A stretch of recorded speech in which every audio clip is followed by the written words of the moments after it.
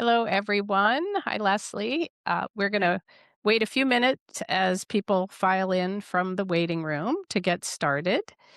I will just start by saying welcome to our first Aspen Family Business Group webinar of 2026. We're super happy that you are joining us today, whether it's for the first time or whether you were also participating in a webinar or a coffee in 2025. Happy to have you.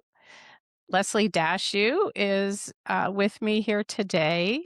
Leslie is the one of the founders of the original Aspen Family Business Group before we transitioned to a nonprofit, and so it had its beginnings almost 40 years ago.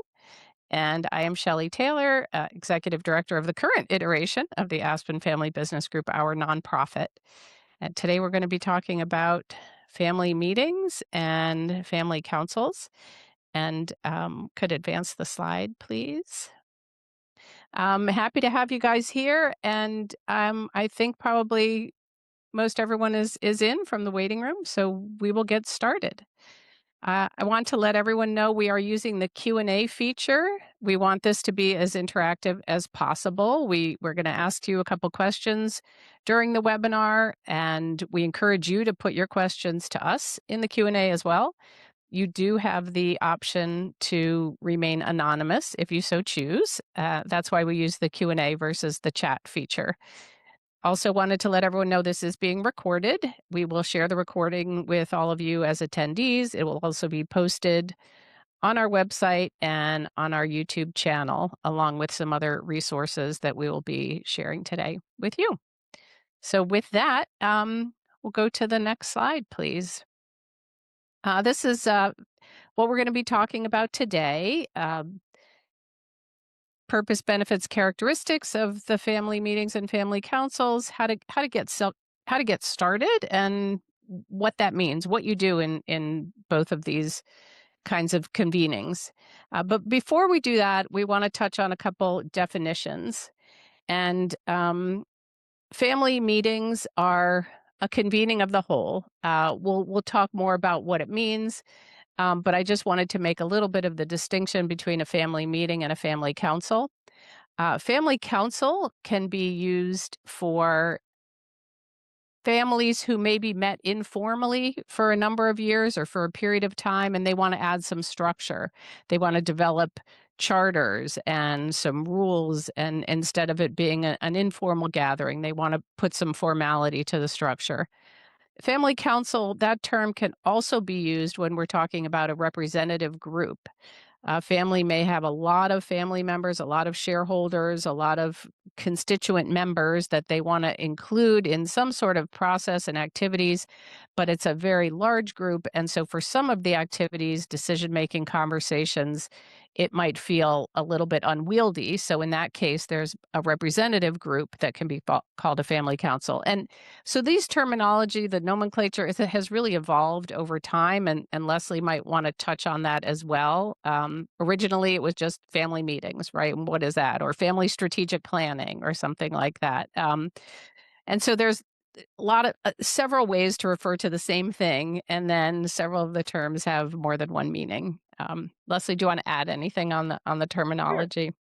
I think what's important is that we're talking about convening the family in a very important function, and that is governance of the family and really beginning to look at how do we have a legitimate conversation? What is our role that gives us a legitimate right to have a dialogue about the family and its assets? And so, because family businesses are a complex system, we need to define some of these structures so that people have a sense that, okay, I'm a family member that may have shares, but I don't work in the family business. So where do I get to have the opportunity to have dialogue and be involved in this discussion? And so a family meeting or a family council or family assembly are places where families come together. The structure that's defined for that then becomes part of the development. So I might comment on what we were talking about, and Yes. that is why we have family meetings and family councils, again, we go back to the fact that we need to convene groups of people who are family members who might otherwise not have a legitimate place to have be part of the dialogue about the future of the family and its assets. And I broaden the topic to family and its assets because the family council oftentimes, or the family meeting, is oftentimes a place to talk about what is our vision for the future of the family and its assets, and to have an open dialogue that's beyond those who are working in the business, but those who have a vested interest in any way in the family or the business.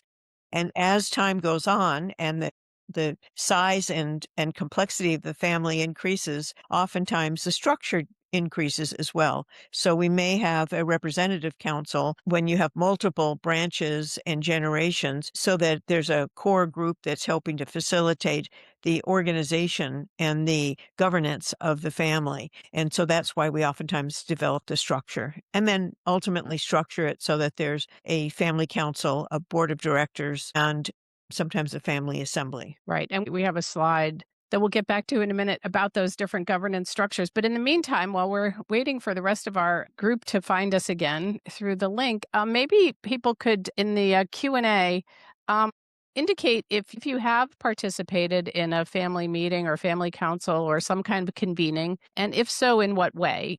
Maybe as a participant, as a family member, as a facilitator. I mean, any or all of those are game, but we would love for this to be, even though it's a format where we can't all see each other, we would love for there to be a little bit of a dialogue going. So please take a moment in the chat, in the Q&A, and enter if you've participated in some form or another in family meetings. And then we'll move along as people do that. And we can talk a little bit about those governance structures, Leslie, I think. And I was going to maybe let you just expound a little bit, please, on having an appropriate place for those conversations. And we have structures and governance structures and places for conversations for other constituent groups, right? So for the business, et cetera.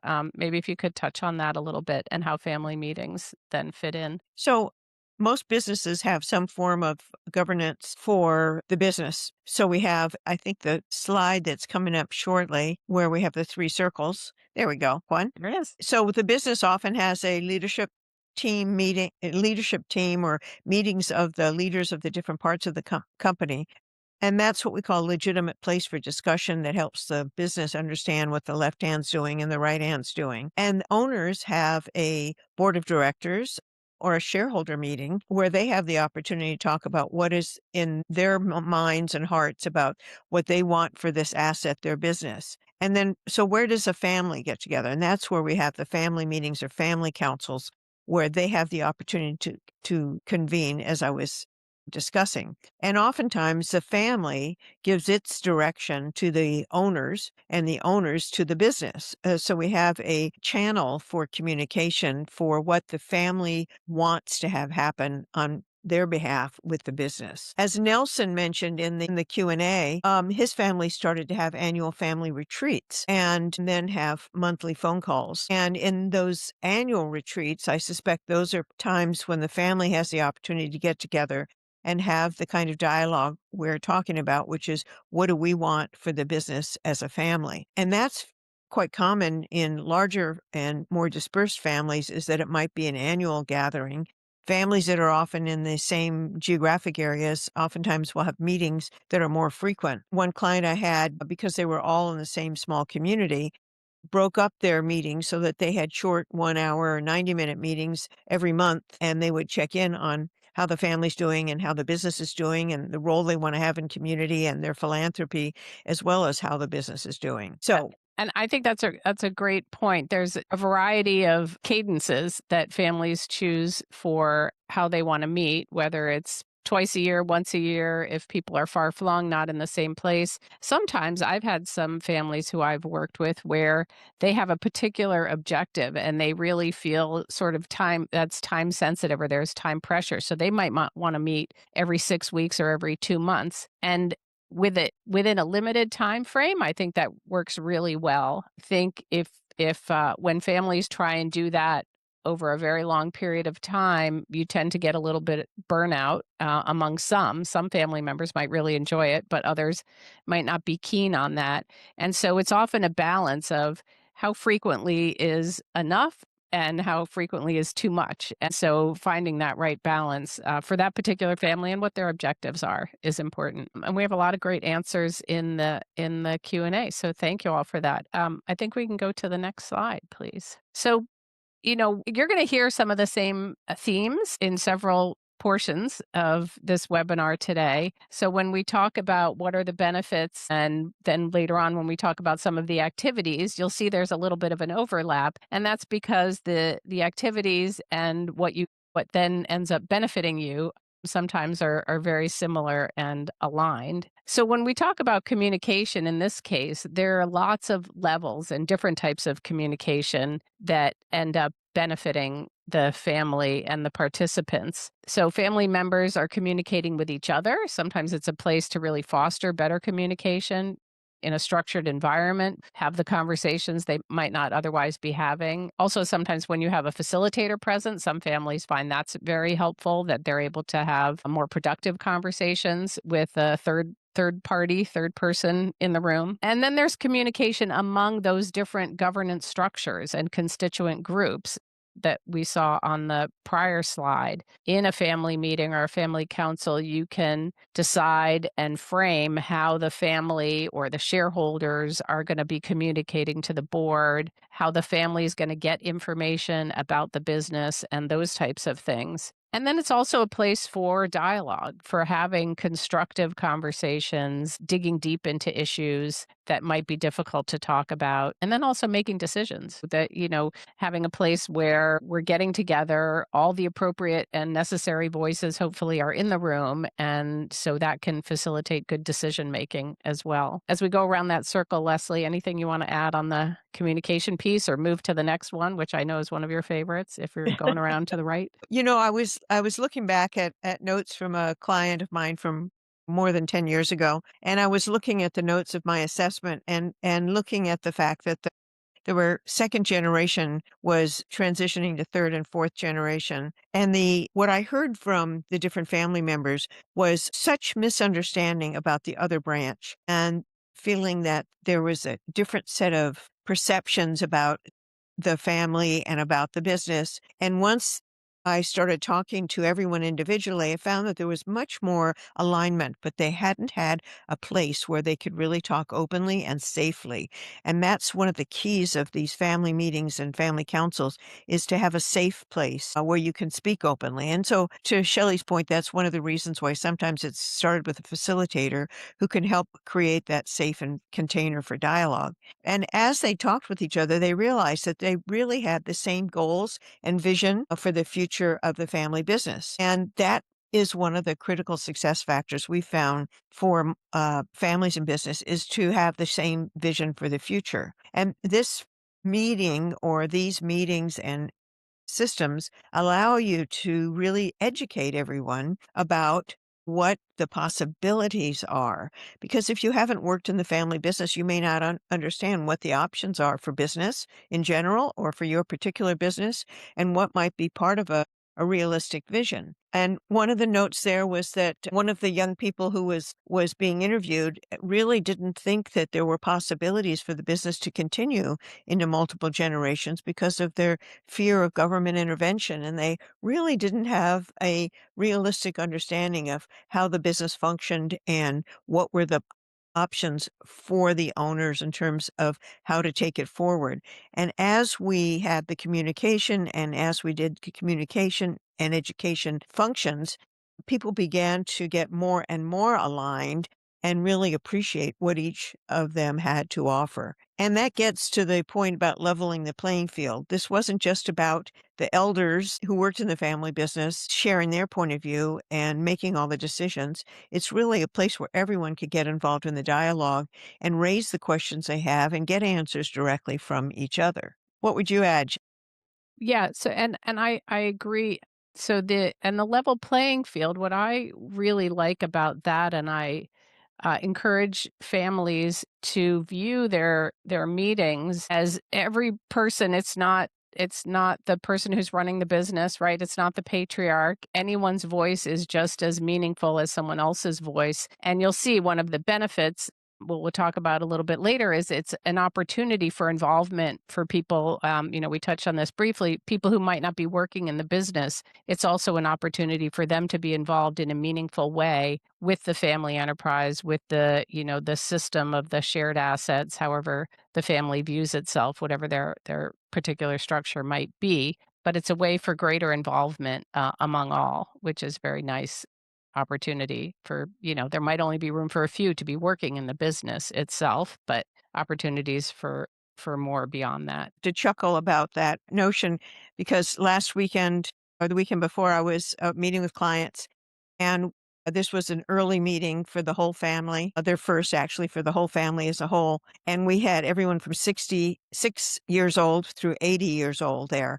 And while we were doing one exercise with the family of looking at the qualities that the family shares and how it compares with the ones we see about families who stay positively connected, I had the 6 and 7-year-olds doing a drawing of their family, a coloring of their family doing something. And they came back and they shared their drawing during the participation. And the 6-year-old came up to me during a break and she said, I have an idea for an activity that I would like us to do. And I said, well, that's wonderful. Let's do it at lunch break. And she had an idea about convening the family in subgroups, much like I had done, and have them do an activity. And they ended up doing videos like you'd see on a YouTube or something. And all of the family participated in what this 6-year-old had started. And I think she's going to be a great entrepreneur and possibly be a successor in this family in another 20 years or so.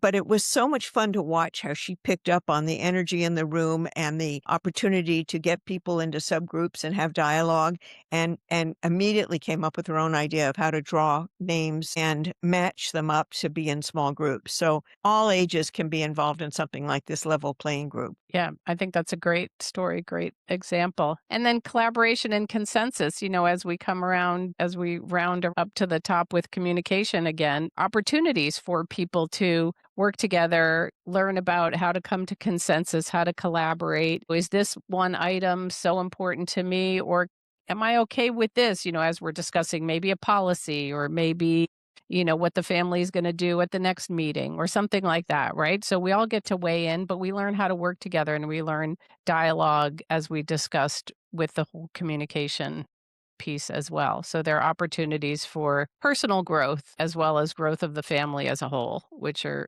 pretty meaningful and powerful. Back to the level playing field and consensus. One of the things that's important to differentiate, and that is having a place for dialogue versus what decisions are being made. And part of getting clarity about the structure of a family meeting or family council is what is the authority of that meeting or that group? Because many times I hear executives saying, well, I don't want to have a meeting because I don't think they're ready to make decisions. And so I think that's a really important concern to raise and to be able to address, that this meeting may be a place where people are getting educated and sharing information, but the authority still lies with different groups. And as we get clear about what we'll talk about in a moment, the purpose of a particular type of meeting or organization, then we can begin to say what power do they have. And the second thing I would say is the word consensus is really an important one as far as I'm concerned. And most of these groups, we don't have formal voting.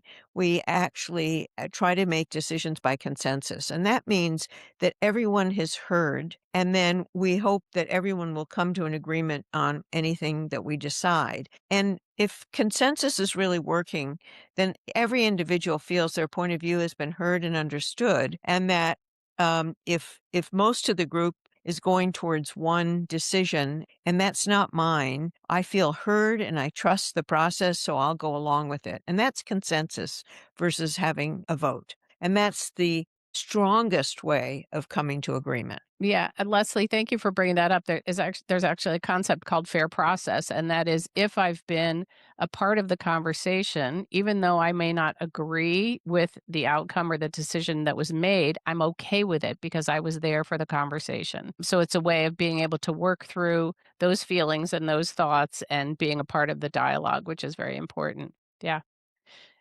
Okay, I think that's a great transition into our next slide, please, and really sort of how we're getting started. So we can develop a framework or a charter. This is similar with the family meetings and the family council, and really just getting started. What do we want to accomplish? Why are we doing this? As I mentioned earlier, I had a family who had a particular objective, and that was actually the founders, who were parents, a husband wife pair, wanted to pass along their business to their children, and they felt an urgency. They sort of set a line in the sand and said, "This is when we want to be retired.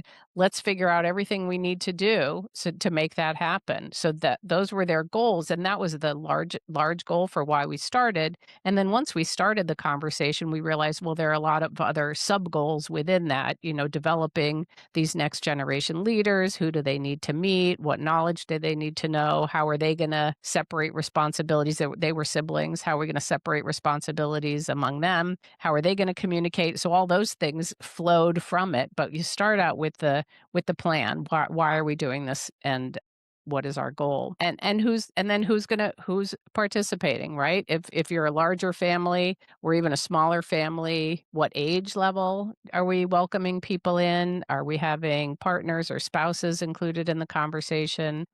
And then the cadence of meetings, which we've talked about already. And then, this didn't used to be a question, but are we meeting virtually or are we meeting in person? And now we know there are options for each. Clearly, there are major benefits to meeting in person. There's also a convenience factor. If people are not in the same general geography, there's a convenience factor for sure for being able to have virtual meetings. And then how do we welcome people in? And that can be aging in if you have, some younger people and want to have conversations that they might not be interested in, might not be relevant to them. I don't want to say conversations that aren't appropriate, but you don't want an 8-year-old sitting there being bored and then getting turned off by the whole concept.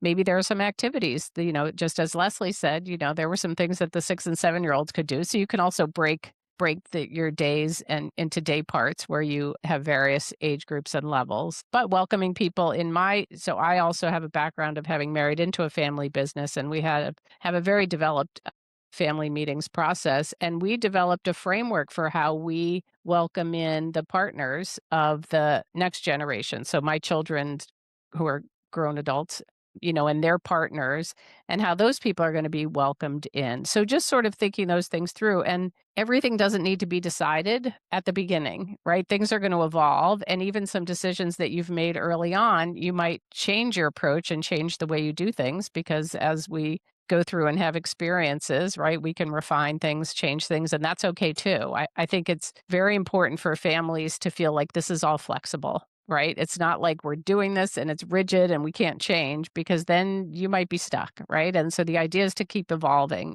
and moving forward. And to that point, one of the typical questions that you touched on, Shelley, is do we involve spouses? And a lot of people are concerned, elder generations often are concerned about spouses participating because of the fear that their kids will be divorced or grandkids will be divorced. And so they really want to limit some of their involvement or discussion. And so part of the evolution of this organization sometimes includes gaining trust in our kids and their spouses. And then secondarily, determining that maybe we have some meetings that are with just the biological family, the shareholders, and other meetings where other family members might participate. I have a bias towards spouses participating because I think they bring a lot to the family, just as you did, Shelley, with your family, and some of the other spouses did in your family, who bring a lot of talent and perspective that can be very helpful. Plus, when they participate, they feel like they're legitimate members of the family, not outsiders or not included, not valued, not welcome. Outlaws, we often call them, instead of in-laws. So the goal here is to say, in what way do we have the trust and what content is presented so that we can have maximum participation? Because the bias is, again, the more people participate, the more they're going to feel a sense of connection and engagement with the family and its assets, and the more likely they are to be ready to help the family as it evolves over multiple generations. Thanks, Leslie. So let's just pause for a minute, and if you could enter into the Q&A, Thinking about your own family or maybe another family whose situation you're familiar with, is there a conversation that you need to get together to have? So this is going back to one of the benefits of family meetings is being able to have conversations, having everyone in one place, maybe they're difficult conversations. So is there a conversation that you feel it's important for the family to get together to have? If you can think about that and throw that in the Q&A, while we move on to the next slide, please. And one person in the last one said the controlling shareholder does not fully understand the value to family and the business to having meetings. And I think that that's where we need to address the upside versus the downside, the concerns, and being able to evolve the organization so that they may give it a try and see that if they want the business to continue over multiple generations, it's important that the other generations participate. And if they are wanting to see family members take an interest in the family's well-being as well as the business's well-being, participation is an important tool. Yeah, So and I think yeah, touching on that, Leslie, I think that sometimes depending on where a family is in its generations or how many people have been involved in operations and peripherally or not involved otherwise, and I can just share an example from our family. My husband and his cousins were all what we called at the time, the nomenclature has changed a little bit, but we called them owner operators, which meant they were shareholders and they were working in the business. And there were not a whole lot of other shareholders. And so they played all the roles. They were on the board and they ran the business and they made shareholders' decisions. And then as the family, as they all, me and my husband and everyone had children, and then there were young adults, well, then there were many more people who really needed to be informed and a part of the conversation and understanding what was going on and understanding the different hats, similar to those three circles, that diagram we showed. What's a decision of a shareholder? What's a decision that we make in the business? What's a decision that the board makes? And so understanding roles and boundaries and a lot of that education can happen in a family meeting. And that's where the benefits lie. As your family grows larger, as it goes down in generations, as you have more people potentially involved. Okay, so what do we do? How do we, when we get together, how do we, keep this moving along, right? So Leslie, I'm going to ask you to talk about this one because I know this is one of your favorites as well. So, this is an odd organization, family meeting or a family council. It's not a business and it's not a family gathering or a business meeting. It's a combination. So a lot of times people come in and they don't know how to behave. And so establishing expectations of how we're going to operate as a group, what's expected in terms of our participation, how we talk to each other, how rules are decided, how decisions are reached, who gets to participate, and so on. So we have ground rules or norms, and a lot of times I co-create the ground rules with my clients. And then the bottom line is, how do we encourage participation? What will help people to participate and not be shy about it? And one of the questions that oftentimes comes up is, how do we make sure that people keep things confidential? And so we oftentimes start with a ground rule of confidentiality and define what that means. So confidentiality means I don't share anything that anyone individually says in the meeting. I might not share what's discussed, depending on how one defines it in your particular group. But in some groups, they say we can talk about the topics we talked about, but not the process of coming to a conclusion. And I often refer back to a set of ground rules that are called the Fourfold Way. And this was developed by Angie Arian, a cultural anthropologist who looked at family meetings or councils across all cultures and ancient civilization. And she found that there are four basic ground rules that occurred in almost all civilizations, ancient civilizations. And the first one is to show up, because if people don't show up, then nothing can happen. And so to show up is number one. To tell the truth without judgment or blame is a second one. And that means I'm going to say, here's something I observe. And I'm not saying you're ugly and your mother dresses you funny, but here's how things happen, and here's how I observe things, and here's my viewpoint. So it's telling the truth without judging others or blaming others. To be open to, not attached to outcomes is another one. So when I come in, I may have goals and I may have something that I'd like to accomplish or a point of view I'd like to share, but I'm going to be open to the dialogue that happens. And all of these things happen because I pay attention. So show up, pay attention, tell the truth without judgment or blame, and be open to, not attached to outcomes. And I have a corollary to the tell the truth without judgment or blame, and that's to listen without judgment or blame. Because one of the ground rules that we typically have in all of these meetings is to listen respectfully. And that means that I really am going to listen openly, and I'm going to be open to what other people have to say.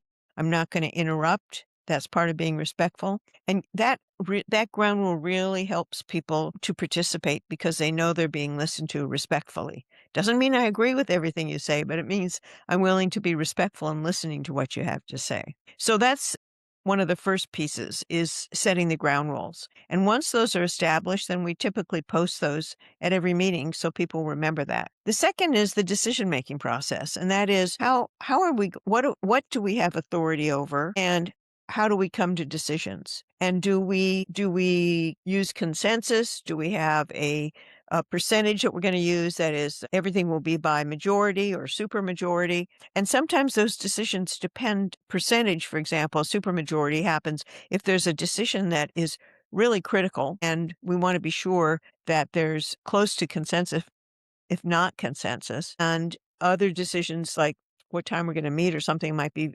rather easy one to make, and we might just make it by majority. So how we come to decisions is a really important area, and what we have authority over. What would you add to that one, Shelley? Yes, no, that's right on the confidentiality piece. I actually wanna touch on just briefly, and that it's important, I feel, to sort of give that allowance to talk about broad themes, because if you're a family who decides that spouses are not gonna be included for whatever reason, you don't want it to be this, like, secret black box, "Oh, what are they doing over there?" and no one gets to know, right? Mhm. So it's important for the family who is meeting to develop what's the story, and I mean, and by story, I don't mean make believe. I mean, how are we gonna share what we are talking about, and what's that gonna sound like? And then the confidentiality piece extends to not naming people by names or, quoting people from the meeting. So I think that's very important. And the decision making, yes, I think you got that one. And then communication pathways. How are we going to, are we going to have meetings from minutes from the meetings that we're going to share? How are we going to communicate to people who can't come? Also, back to that confidentiality piece, how are we going to share what we've talked about if there are important other groups that we need to communicate to, such as board members or upper level leadership or management who may not be family included in the meetings? So, are there important things that need to be shared? And then, how are we going to share those? Is everyone just going to go off to their own places and, do this? Or do we have a directed path and a way that we agree on that we can share all these important decisions, outputs, whatever they might be? And we'll get to that in a minute. I see the clock is moving, so we'll move along, and then shared vision. We'll touch on that, Leslie, please, and then we'll move along to some topics and activities. So I alluded to it before that what we found is one of the qualities of families that stay positively connected over multiple generations or family businesses is that all stakeholders have a shared vision for the future of the family and its assets. We want the same thing. So an example of not wanting the same thing is if part of the family says, I want to keep the business in the family. Another part of the family says, I want to sell the business. And then we have conflict over that. And so being able to come to a place where we all want the same thing. For example, we want a family that is connected. We want a family that supports each other, and we want an asset base that will provide benefits to the family as well as employees. So having that shared vision is very important. And so working to create that is something that we believe is an important process to accomplish at an early family meeting or family council meeting. Great, thanks. Can we have the next slide, please? So, as I said, you're going to hear some of the same themes. So, a benefit and purpose, the place for dialogue, that's one of the activities. I mean, that's where we are. We're learning how to communicate. We're learning about the business for people who might not be working in the business. Education can be a whole range of things. Leslie talked about educating family members about the business and what roles there might be, but there can be a lot of other education that happens. We can learn about our industry, we can learn about our specific business, we can learn about how our business compares against other businesses of our type. So there's some big picture learning and some smaller picture learning. We talked about the roles and the boundaries briefly. We touched on that. So that's how you figure out, well, I'm an owner. Do I get to go in and decide what candies we put by the register in our store? Well, no, that's actually not the role of an owner. That's someone whose job in the merchandising part of the store, and that's an employee role, not an owner role. And where do we get to have the appropriate conversations that are important? So that's another piece of the education is learning about those. And the rising generation, so this can be lots of things. This can be preparing next generation leaders, so people who are in the family who are interested in a career in the business. It can be helping younger people learn about business in general. It can be preparing family members for philanthropy. It can be providing opportunities for their own career development paths. What's of interest to them? What are the directions that they might want to go? Understanding that the family business, that it doesn't have to be the family business. It can be there are lots of other pathways and avenues as well. One of the things that's not on the slide is having workshops, as Leslie mentioned, learning about listening. So you can have lots of active participation activities for family members, learning, listening and paraphrasing and communication. And I mean, I know a family where they did videotaping early on of people having conversations so they could then analyze body language. I think they were given scripts or scenarios. So they were supposed to play act, but then also read into what body language they saw. So just being aware, self-aware, and then that listening, that the fourfold way, being non-judgmental in attitude and listening and speaking. Having fun is a super great activity for all families, because families, generally, if you move the business part away and families get together, and one of the things that is a fabulous thing is to smile and laugh and enjoy each other's companies. Making time, especially for a family who might be spread apart geographically and don't have the opportunity to get together as a whole, is spending some time doing some fun activities during a weekend of meetings. Don't make it all work and no play. And, Um, one of the things I've noticed is that bond that is created by having fun. I'm a workaholic, and so it hasn't been as much of a value to me, except in terms of seeing that the fun that occurs helps to create the collaboration and the engagement with each other in a way that helps promote the good stewardship of the family business as well. This last family I talked about, this last meeting was a great one because they had one of the elder members of the family, the chief emotional officer, and the next generation member who were planning some of the social activities, came up with the idea of a dance lesson for the family. And that's the first time I've seen that as a family activity. And it was really fun. Again, including everybody from the 6-month-old baby through the 80-year-old family members, and everybody was doing dancing and changing partners, and the kind of connection that created and lightness that it created allowed them to also have stock in their reserve for dealing with the more difficult issues. Yeah, that's great. Right. The levity, the lightness that it brings is good. And so some other activities as well. You can bring in guest speakers. There might be a topic the family wants to learn about. Cybersecurity is a big one right now. Digital footprint, right? If you have younger adults or teenagers, maybe some education around those kinds of things. Philanthropy is another great topic. And then if you have a night, I think the history and how we got to where we are is super important as well, both family history and company history. I like And to then, call those fireside chats, and yes, we've actually exactly. some of those by a fireplace Y- with the elder members of the client family talking about the history and the stories, and how the family came to be where they are today, which a lot of the younger members don't know. They don't understand the hardships. And one of the things that we've learned is that kids who grow up learning their family history have more emotional resilience than those that don't. So that's a whole nother topic, but that's Yeah. an important part of this as well.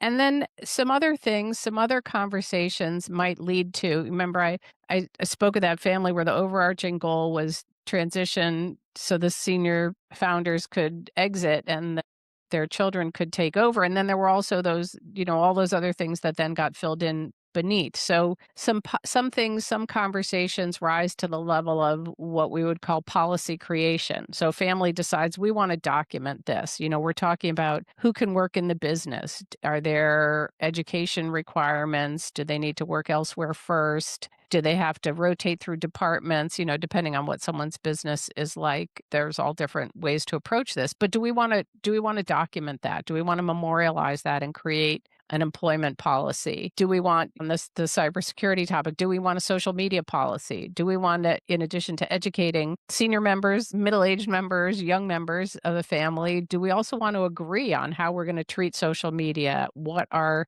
presence is going to be? How we're going to talk about ourselves given that our name is, known in the community? Do we want to talk about how we communicate with each other in terms of replying to emails? If someone sends out a request for a reply, they're say maybe an organizer for a family gathering. What's my responsibility as a family member to answer? Do we want to agree on 1 week, 2 days, 24 hours, right? Because we've all been in the situation where we've sent something out and we hear nothing in reply. So those are all examples of ways that families, their conversations then lead to developing policies so that people are all part of the creation. They understand what has gone in terms of the conversation. Here's the output. This is something we all agree to. And then families might either all sign it. There's lots of different ways depending on what that particular policy or agreement is, ways to display the agreement, the affirmation by all. And then so one other piece too, so there's a lot, right? So we want to give you all these nuts and bolts here is committee work. And this is another piece of another element of ways to be involved and leveling the playing field. So you can have people who family members, they're not running the business. They might not even be working in the business, but they really want to run these family activities. They want to plan the dance competition and the family Olympics and the talent show, and they want to choose the meals, whatever it's going to be, or they want to be in charge of all the communications and how we're going to write the emails, send them around, whether it's going to be a text or some other platform. And so you have opportunities to engage. Family members have opportunities to engage at their level of interest and and using their skill sets. And then they can be in charge of various parts of it. And then there can also be committees who work on, say, an employment policy. That might be hard if you have 10 or 15 or more people writing a policy, but you might have several who have a real interest in doing a first or second draft, and then you bring it back to the group and you discuss it. So lots of ways to make the structure work for each individual family and the individuals within the family. To say that oftentimes it isn't just a matter of who wants to do it, but, that the organization needs people to do it, and we wanna recruit people to be involved, and a lot of times people feel a little uncomfortable about it because they don't know if it's appropriate or not, but once they get involved, then they can really contribute to the well-being of the family by their committee work, and it's a small enough chunk of work that even if they have another full-time job and it's not with the family business, that it's a way for them to get engaged and participate and to feel an important part of the organization. And we've also heard, Leslie, you've been in this situation, I've been in this situation where you see families who say, "Wow, who gets to spend time with their with their second cousins and their third cousins Right. and great aunts and uncles?" And, it's just an opportunity to bring families, it's an opportunity for the families to come together and have these relationships that are meaningful that they might not otherwise have the opportunity. This last group I was just talking about, one of the educational pieces that a lot of the young people talked about was they didn't understand how you evaluate a business. and some of them were in college and beginning to look at studying business. And because this came up, they said, "Well, I think I'll take an accounting class or a finance class." And so it encouraged them to study these areas that could be useful for them because they have a way to tie it back to their own personal life experience. Great. Can we have the next slide, please? So, this is going to be similar to a lot of what you've heard. But as we talked about, this is maybe families who might want to create more structure in their family process, or families who are larger, who are either just getting started or have gotten so large that they want to create some more structure. So, this is where you have a group that's really going to figure out some of the structure stuff among those three circles as well. How are we going to interact with these other important groups in the whole family business system? How are we going to interact maybe if we have a philanthropy and that's part of the conversation? So, lots of different ways that the family council might get formed and for different reasons. If it's a representative group, so they will be guiding the family meeting process. They will be working on gathering speakers. They'll get input from all the family members, but they'll help figure out the structure.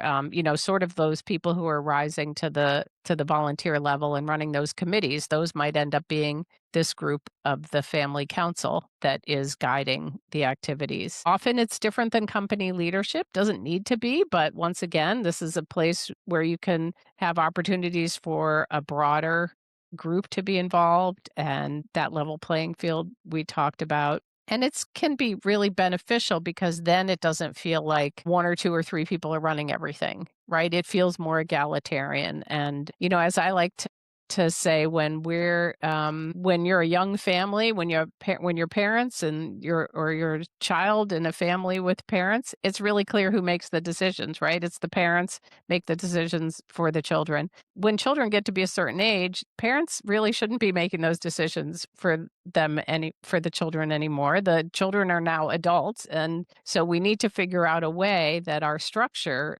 recognizes that, and hopefully the older adults recognize that these children are now fully functioning members of society. They have their own jobs, their own families, their own children, and so everyone should really be involved as a collaborative decision-making group. And the family council then becomes a place where oftentimes then a board of directors will turn to give information. It becomes a place for a channel for information to the family.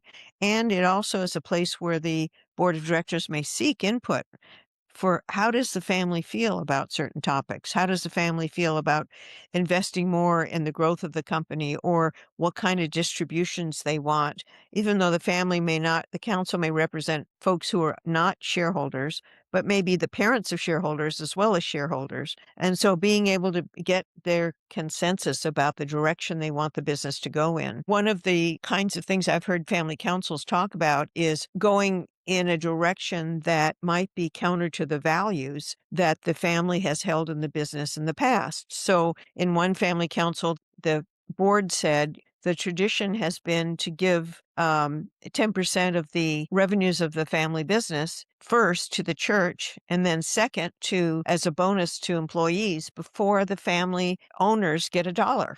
And this has been a tradition for two generations. And so the family council was able to talk about that, to think about what that meant for them when they were in the position of making a decision as a shareholder, and to talk about the pros and cons of that kind of a policy. And this gave them the opportunity to be educated, to then communicate what they want as a consensus, and for the board to then understand how they feel, because the board has a responsibility to represent the interests of the shareholders. And this becomes a place that the shareholders can have that open dialogue.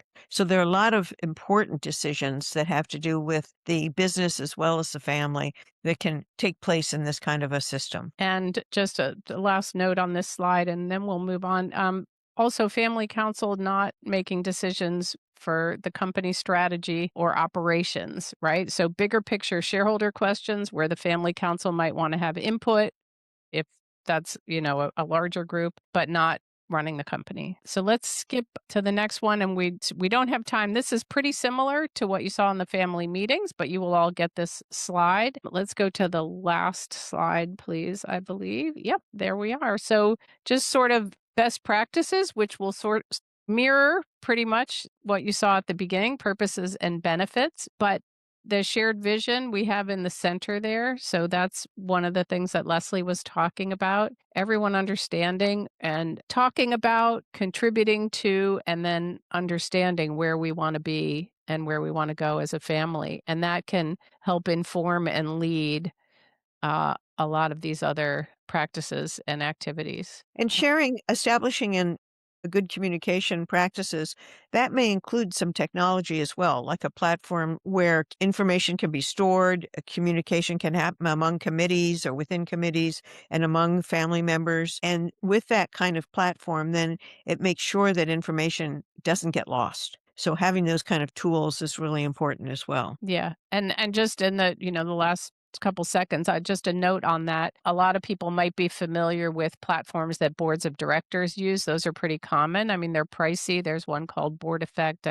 There are others, and then there are also communication tools that are intercompany, things like Slack and Asana and things like that. A lot of them require a company email address, but there are others out there that do not. So, doing research on that and figuring out what might work for your particular situation. It's a wonderful benefit to have a place where you can store that information and have directed conversations. Of the advantages of having a family business is it in and of itself becomes a platform for connecting as a family. And when families have this kind of structure of a regular meeting or a family council, it really enhances that opportunity to connect in a meaningful way. And it's really important that we recognize that advantage and fully develop that advantage. And that's why these kind of systems and structures are really important to families and business. So we're gonna take down the slides, and we have a brief little takeaway for you. This is gonna be included in the email that you'll get in a few days with the recording of the webinar, but a little piece about, best practices and activities of family councils and family meetings. I think Adelaide's going to put that in the chat for you momentarily. If you need to leave before that shows up, you will get it in the recording. And wonderful to see you all. Thank you for joining us. We have a coffee with Leslie coming up January 29th. That's a more interactive opportunity. You're able to join in a meeting format and ask your questions real time. There's always really great conversations in those. And I think we have some shared vision and shared values happening in our February webinar. So I encourage you to visit our website, aspenfamilybusiness.org, for lots of materials. Visit Sam, our conversational AI coach, at familybusiness.ai. And thank you, Leslie. We look forward to seeing you next time, Thank everybody. you, Shelley.